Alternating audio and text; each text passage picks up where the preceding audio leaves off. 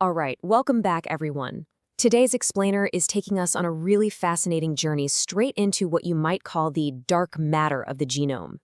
We're diving deep into the intricate world of epigenetics. Specifically, we're going to look at how we can elegantly map the methylome without absolutely breaking the bank or, getting completely lost in oceans of data. So, we'll be exploring the brilliant sequencing solutions of reduced representation bisulfite sequencing, that's RRBS, and its highly specialized cousin, cfDNA RRBS. If you've ever found yourself wondering how researchers efficiently read the epigenetic switches that control cell fate, well, you are definitely in the right place. Let's get into it. Here's a quick look at our game plan for today. First, the DNA methylation puzzle. Then, the RRBS solution. Third, decoding cfDNA with RRBS. Fourth, epigenetic research applications. And finally, partnering with CG Genomics. Starting right off with Section 1, the DNA methylation puzzle. Okay, so the crucial point here is that DNA methylation, specifically 5-MC, acts as the primary epigenetic switch in mammalian genomes. It's literally just the addition of a methyl group to the 5-carbon position of cytosine. And this happens mostly at symmetric CpG islands that are scattered all across the DNA double helix. Now, as a quick aside, it's definitely worth noting that adenine methylation, or N6MA, does occur in bacterial and mammalian DNA too, but it honestly gets way less attention. Cytosine methylation is pretty much the undisputed heavyweight champion of epigenetic regulation. So why do we care? Well, this modification is a vital regulatory switch. It fundamentally controls gene repression, it guides embryonic development, and it maintains pluripotency. But here is where it gets really compelling for the lab. Abnormal hypermethylation in gene promoter CpG islands causes inheritable transcriptional silencing. Basically, when these switches get flipped and locked in the off position, it triggers all sorts of cellular dysfunctions. Mapping these exact patterns is absolutely crucial for understanding underlying biological mechanisms and building accurate immune-related research models. Moving right along to Section 2, the RRBS solution.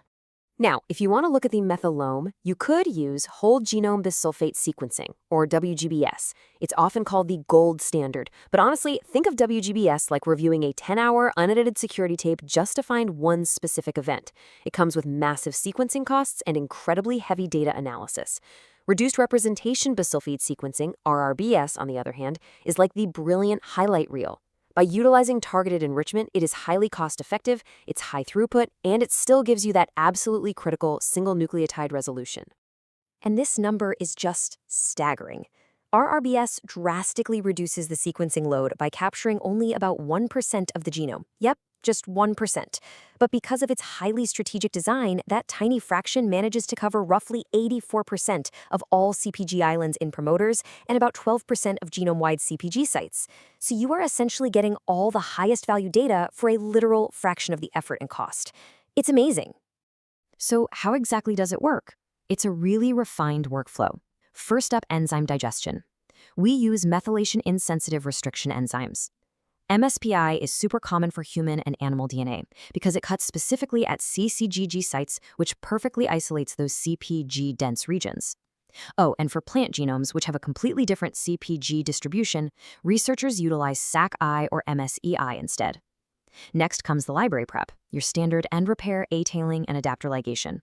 Then the real magic happens, bisulfite conversion, where unmethylated cytosines are deaminated right into uracil. Finally, we amplify via PCR and sequence the whole thing.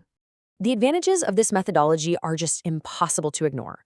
It drastically decreases your sequencing costs while still covering up to 5 million CpG sites in the human genome.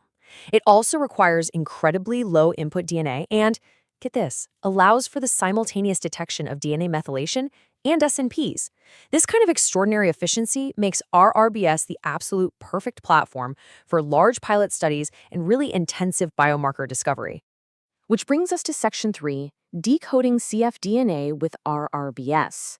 Let's see how this builds when we start really pushing the limits of the sample material. What happens when your sample is circulating free DNA, or cfDNA? You see, during abnormal cellular events, cells naturally undergo autonomous or passive immune-driven lysis. This releases tiny, highly fragmented pieces of DNA straight into circulation. Extracting meaningful epigenetic cues from these low-input, highly degraded environments is notoriously difficult. Standard WGBS is just way too inefficient here, and standard RRBS actually misses some key regulatory elements outside of those CPGI islands. So this is exactly where the specialized cpDNA RRBS method steps in. It takes that core highlight reel concept of RRBS, but improves the coverage significantly. It expands beyond just CPG islands to successfully capture enhancer subregions and crucial CTCF binding sites. This gives researchers a much broader understanding of the regulatory dynamics at play. And the best part, it remains compatible with incredibly low sample sizes. We're even talking single-cell analysis here. Now, what's really interesting and honestly kind of a headache about bisulfite sequencing is that it creates some highly unique data alignment challenges. Post-conversion, your positive and negative DNA strands are literally no longer complementary. Furthermore, because most unmethylated C bases convert to T, your sequence composition is fundamentally altered. You end up with very high T and A content and very low C and G content. This creates asymmetric contrast against reference genomes, making computational alignment a massive heavy lift. Keep this in mind because we're going to talk about how to solve this exact data headache in just a moment. All right, moving into Section 4, epigenetic research applications.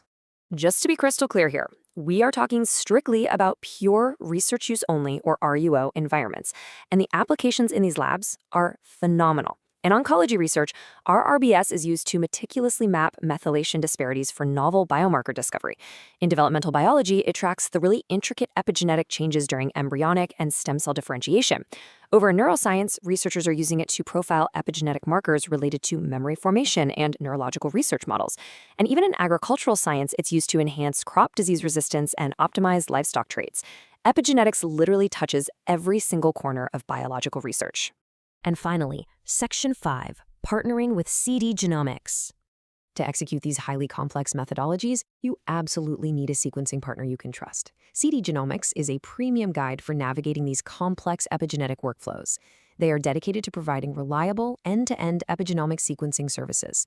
So whether your project calls for standard RRBS or that highly specialized cfDNA RRBS, they have both the platform and the expertise to handle your biomarker discovery needs with total precision. One of the best parts about working with Genomics is just how accessible their starting material requirements are. Check this out. For genomic DNA, while 1 microgram is optimal, they can actually work with a minimum quantity of just 20 nanograms. That is incredibly low. They can also process cell and tissue samples directly. You just need to ensure your DNA is RNase treated and free from degradation, and their expert team literally handles the rest. And hey, remember those massive bioinformatic alignment headaches we talked about a minute ago? Genomics solves them for you. Their deliverables include not just the raw sequencing data and experimental results, but fully customized bioinformatic data analysis reports. Their custom pipeline handles the whole shebang, from differentially methylated region analysis all the way to functional annotation. You get clean, aligned, and publication-ready methodology details handed right back to you. It's a total game changer for your workflow. And this brilliantly illustrates the power of modern sequencing. By shifting from the brute force of whole genome sequencing to the targeted elegance of RRBS, we are opening entirely new doors in biological research. So my final question to you is this. Are you ready to unlock the methylome and map the epigenetic future of your next research project? Because if you are, Genomics is waiting to help you start that exact journey. Thank you so much for joining me on this explainer. Keep learning, and I'll catch you on the next one.